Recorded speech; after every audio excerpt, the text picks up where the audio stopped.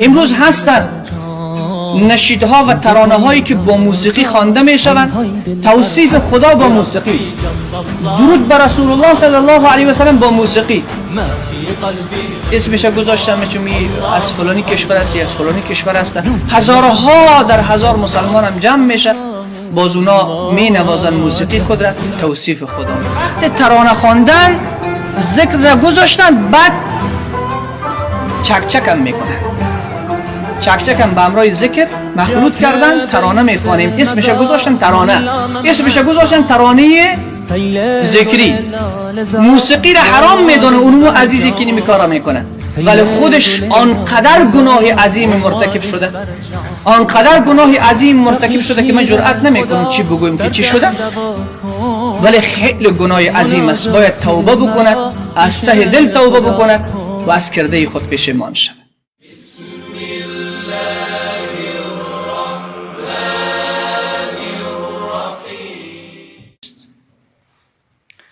دانشی که در پی خود عمل را نداشته باشه سود ندارد. عزیزای من، او مسئله حاد ترانه هایی است که فعلا در گوشه و کنار از طریق صفحات، از طریق میدیا، فیسبوک، رسانه ها، کست و تایپ شنیده می شود. بعضی ترانه ها متاسفانه که در حقیقت عسل هستند که آلوده به زهر، ظاهرش عسل ولی مخلوط با زهر است که کشنده هست و هم خواننده را به هلاکت می رسانه، هم شنونده را که از او لذت می بره. من البته اشاره ما به همو نوع از ترانه است که فعلا به نام ترانه های ذکری مشهور شده. ترانه خوانده میشه، برای تزیین ترانه، برای رنگ ترانه از ذکر استفاده میشه. شما شنیده باشید یک آواز به نام الله است یا الا الله است که بسیار سریع گفته میشه، او را مخلوط کردن به همراه ترانه. یعنی در حقیقت موسیقی با یک سبک جدید، موسیقی با یک سبک جدید که حتی بدتر از موسیقی است. یعنی او قدر گناهی در موسیقی نیست، گرچه شنیدن موسیقی هم حرام است، گناهی کبیر است، ولی گناهی این ترانه هایی که به نام ترانه های ذکری هست، جرمش و گناهش از او بزرگتر هست. الله رب العزت و الجلال در سوره مائده سوره 5 است آیه 2 میگه تعاونوا علی البر و التقوی، شما همیشه کمک به بر و تقوا بکنید، به نیکویی تقوا، ولا تعاونوا علی الاثم والعدوان، تعاون بر اسم و العدوان نکنید. الله در یکی از آیه های سوره اسراء میگه ولا تقف ما لیس لك به علم، چیزی را که علم نداری ای رسول صلی الله علیه و سلم دنبال او نرو. ان السمع والبصر والفؤاد كل اولئک کان عنه مسئولا، ان السمع والبصر والفؤاد كل اولئک کان عنه مسئولا. از گوش، از چشم، از قلب، اینها همه روز قیامت مسئول هستن، از اینها سوال میشه و باید پاسخ بگوییم. ما یلفظ من قول الا لدیه رقیب عتید، در یک از آیه های سوره قاف الله میفرماید هیچ لفظ از زبان اولاد آدم کنده نمی شود مگر فرشتگان موظف هستند که این کلام را جمع بکنن، این کلام را ذخیره بکنن. الله رب العزت و الجلال از تک تک و فرد ما هر لفظی که از زبان ما کنده شده روز قیامت پرسان میشه و پرسان میکنه از ما. بنابراین عزیزای من،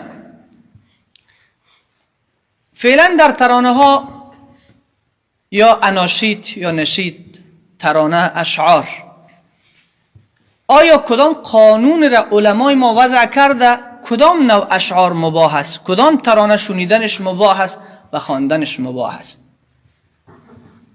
احسن المقصود فی توحید المعبود یک کتاب داریم، صفحه 240 میگه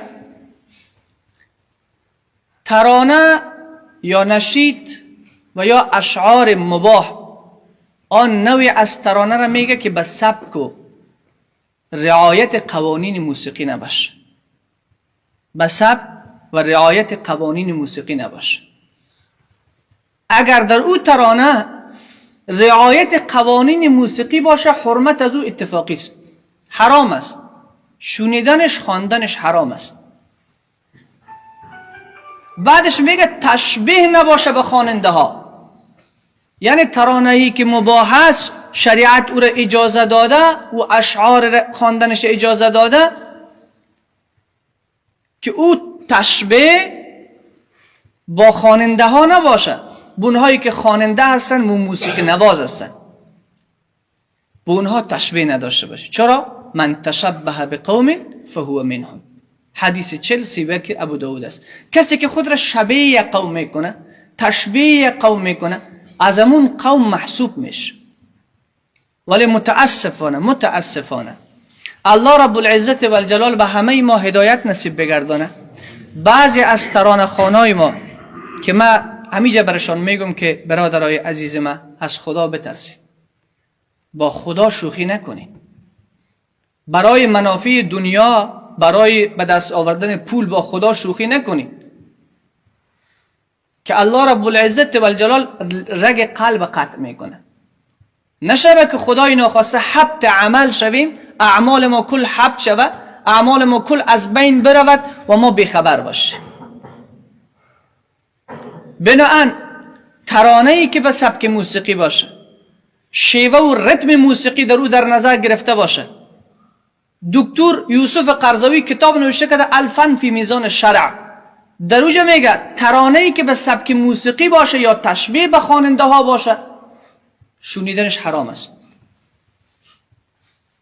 ولی متاسفانه که امروز عزیزایی که ترانه های ذکری میخوانن، اول یک موسیقی را میشنون، خوب چند بار او را میشنون تا قسم او تمرین بکنن، بعدش مطابق همون موسیقی شانه پرانک ذکر میکنن، شانه پرانک ترانه میخوانن.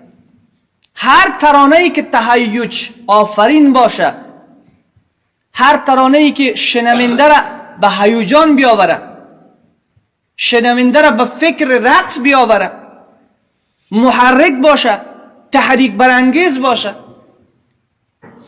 او در موسیقی داخل است. حتی دکتر وحبت الزاهلی و دکتر یوسف قرضاوی که دیدشان خیلی هم وسیع بودن، همونها هم گفتن ناجایز و حرام است. اگر بر رعایت قوانین موسیقی قرآن خوانده شود، خواننده‌اش هم گناه کبیره مرتکب شده و شنونده‌اش هم گناه کبیره مرتکب شده. بعض از علما پای خود فراتر گذاشتن. شما برای مکتوبات امام ربانی را مطالعه بکنین، در مجلد اولش صفحه 590 چاپ زاهدان است. از ابو منصور ماتوریدی نقل میکنه: من قال لمقرئ زماننا احسنت عند قراءته یکفر. کسی که به قاری زمان ما که با رعایت قوانین موسیقی قرآن میخوانه، اگر در وقت خواندن قرآنش بگویه احسنت، او کافر بالله شده است. این جرأت من نمیکنم، من حواله براتون دادم. مکتوبات امام ربانی مجلد اول صفحه 590 مکتوب 266 برای بین مطالعه بکن. حتی اگر قرآن به قوانین موسیقی خوانده شود. امروز هستن نشیدها و ترانه هایی که با موسیقی خوانده میشوند، توصیف خدا با موسیقی، درود بر رسول الله صلی الله علیه و سلم با موسیقی، اسمش گذاشتم چون از فلانی کشور است یا از فلانی کشور است. هزارها در هزار مسلمان هم جمع میشه، باز اونا می نوازن موسیقی خود را، توصیف خدا را میکنن. الله رب العزت و الجلال در یکی از آیه های سوره نوح میگه: ما لکم لا ترجون لله وقارا. شما را چی شده که به پروردگارتان وقار قائل نیستی؟ اللهی که موسیقی را حرام قرار داده، اللهی که در 4 جای قرآن حرمت موسیقی را بیان میکنه. سوره اسراء آیه 64 را مطالعه بکنین، سوره فرقان آیه 72 را مطالعه بکنین، سوره لقمان آیه 6 را مطالعه بکنین، سوره نجم آخرش را مطالعه بکنین. الله رب العزت و الجلال در 4 آیه حرمت موسیقی را در قرآن بیان میکنه که موسیقی حرام است. ولی امروز نام خدا، توصیف خدا با موسیقی. یا توصیف خدا، ذکر الله، ذکر را وسیله تزیین و زیبایی ترانه خود قرار دادن برای منافع دنیا، برای که پول به دست بیاورن. الله میگه ما لکم لا ترجون لله وقارا، شما را چی شده به پروردگارتون وقار قائل نیستین؟ علمای تفسیر میگه ما لکم لا ترجون لله وقارا معنایش است که چی شده شما را که به خدایتون تعظیم نمیکنین، خدایتون با بزرگی نمیشناسین، اللهتون بزرگ نمیشمارین. بروین سوره مدثر مطالعه بکنین، الله میگه و ربک فکبر، پروردگارت به بزرگی یاد بکن. امروز به قسم آلات موسیقی در داخل ترانه انداختن، اسمش گذاشتن مسلمان. به خدا 2 تا ترانه را امی جناب قاری صاحب عبدالشکور شهیر برای من نشان داد. در وقت ترانه خواندن ذکر را گذاشتن، بعد چک هم میکنن، چک هم به همراه ذکر مخلوط کردن، ترانه میخوانیم، اسمش گذاشتن ترانه، اسمش گذاشتن ترانه ذکری. موسیقی را حرام میدونه اونمو عزیزی که نمی کارا میکنه، ولی خودش آنقدر گناه عظیم مرتکب شده، آنقدر گناه عظیم مرتکب شده که من جرئت نمیکنم چی بگویم که چی شده، ولی خیلی گناه عظیم است. باید توبه بکند، از ته دل توبه بکند و از کرده خود پشیمان شود. در حالی که مولا علی قاری رحمت الله علیه ستون فقرات مذهب احناف است. شرح نوشته کرده سر فقه اکبر، دارالکتب علمیه بیروت در صفحه 287 میگه در وقت خواندن ترانه اوج ذکر الله اگر شود و تصفیق هم شود. تصفیق چک کردن وقت ذکر.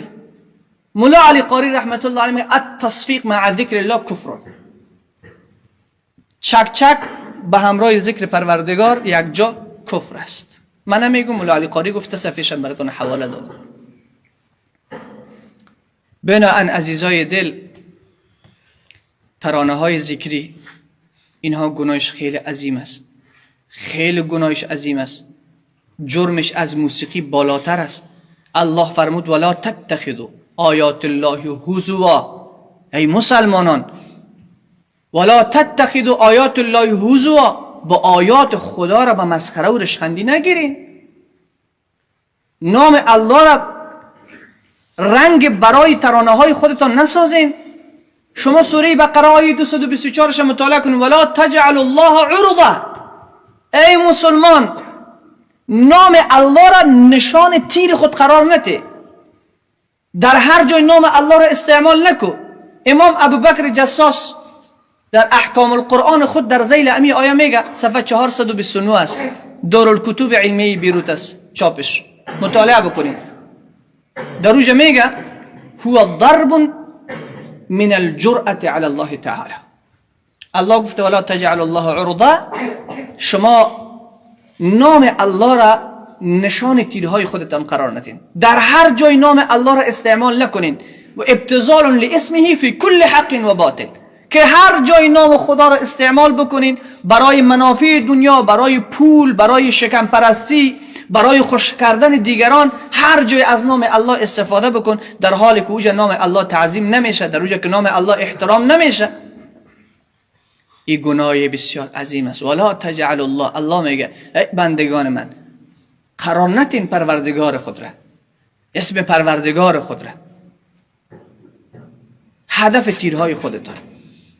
حتی در قسم، این آیه در مورد قسم آمده که در هر جای یک انسان قسم بخوره.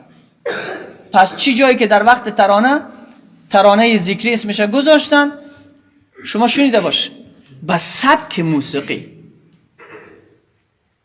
با سبک خواننده ها، یا تشبیه به خواندن ایندی، یا تشبیه به خواندن ایرانی، یا خواندن را گرفتن، بار بار او را شنیدن موسیقی حرام، بار او را شنیدن تا او را حفظ کردن، همون شیوه را، همون ریتم را بعد آوردن شروع کردن این را خواندن کردن، و به خاطر تزیینش که حال دولک و دنبک نیست، اسمش صبغه شرعی بتن، ترانه ذکری بانن، به جای دولک و دنبک و ساز و سرود از نام الله استفاده کردن. واقعا این گناه بسیار عظیم است. و بسیاری از عزیزان و دوستان هستند که فرمایش میدهند از فلانی شهر 2000 افغانی 3000 افغانی پول میفرستن که به ما یک ترانه ذکری بخوان. از خدا بترسین برادران و خواهران عزیز. شاید تاییدم به اطلاع بودین، ناآگاه بودین. از خدا بترسین، با خدا شوخی نکنین، اعمال خود را ضایع نکنین. عبادتی که میکنین در برابر پروردگار با عظمت، پروردگاری که الله لا اله الا هو الحي القيوم هو الله الذي لا اله الا هو الملك القدوس السلام المؤمن المهيمن العزيز الجبار المتكبر. در برابر ایتو یک پروردگار، در برابر اسمش بی حرمتی نکنی. و یک بدبختی دیگه هم که متاسفانه فعلا شایع شده، آل خواهرای مسلمانم با آوازهای نازک و رقیق و باریکشان آمدن در جاهایی که در اوجا ترانه ها ثبت میشه، میآین ترانه میخوانن، باز او را در سمع تمام مسلمین پخش و نشر میکنن. مفتی خدای نظر در فتاوای خودش محمود الفتوا یک سوال کسی از پیشش میکنه که آیا شنیدن قرآن از زبان یک خواهر برای مردان اجنبی و بیگانه اجازه است؟ مفتی صاحب نوشته کرده که نخیر. چرا؟ به خاطر که سبب فتنه میشه. هر کسی که او را میشنوه در دلش مرض پیدا میشه. الله رب العزت و الجلال و امثران پیامبر میگه فلا تخضعن بالقول فیطمع الذی فی قلبه مرض. ای امثران نبی، ای زنان پیامبر، آواز خود را رقیق و باریک و نازک نکنید، چون اونهایی که در قلبشان مرض است طمع پیدا میکنن. امروز خواهرای مسلمان میروند در اوجا 4 نفر 5 نفر ترانه میخوانند، او را ثبت میکنن، بزرگ میگذارن که همه باید بشنون. چی نیاز است که یک خواهر ترانه بخونه و به سمع دیگران برساند؟ فرض است، واجب است، سنت مؤکد است، مستحب است. امت نیاز داره به ترانه این خواهرها. کدام درد را دوام میکنه؟ پس بنابراین عزیزای من، وقتی قرآن خواندن زنان اجازه نیست که دیگه نامحرمان بشنوند. چی جایی که اوجا ترانه به آواز بسیار نازک و رقیق بخونه. الله فرمود فیطمع الذی فی قلبه مرض. آوازتان نازک و باریک نکنین که اونهایی که در قلبشان مرض است اونا طمع میکنن. پس وقتی یک برادر مسلمان با آواز یک خواهر مسلمان به فتنه میفته، جواب از کی میگه؟ مسبب از کی هست؟ تحریک میشه با آواز یک خواهر، گناهش به کی برمیگرده؟ بنابراین دوستان عزیز، خواهش ما از تمام ترانه خوانای عزیز، ما با ترانه مشکل نداریم، با اشعار مشکل نداریم، با نشید مشکل نداریم، ولی نشود که خدای ناکرده به بهانه ای که ما ترانه میخونیم خودم فریب بدیم، خلق خدا را فریب بدیم، در حالی که الله رب العزت و الجلال فریب نمیخوره. نشود که سر پروردگار خود استهزا و تمسخر بکنیم با ترانه خود که الله رب العزت و الجلال میگه قل ابالله و آیاته و رسوله کنتم تستهزئون. به الله، به رسولش، به آیاتش استهزا میکنین، گرچه در شأن منافقین است، ولی اگر ما هر کدام ما خدای ناکرده عمل منافق را انجام دادیم، مصداق آیه قرار میگیریم. الله رب العزت و الجلال یک ذات بسیار مبارک و بزرگ است، بسیار باید احترام بکنیم. وقتی اسم او را میگیریم بسیار به احترام باید بگیریم. از اسم خدا موسیقی نسازیم، اسم خدا را سبب تحریک نسازیم، اسم خدا را سبب تهیج دیگران قرار ندیم، رنجور نکنیم برای متاع دنیا نام خدا را،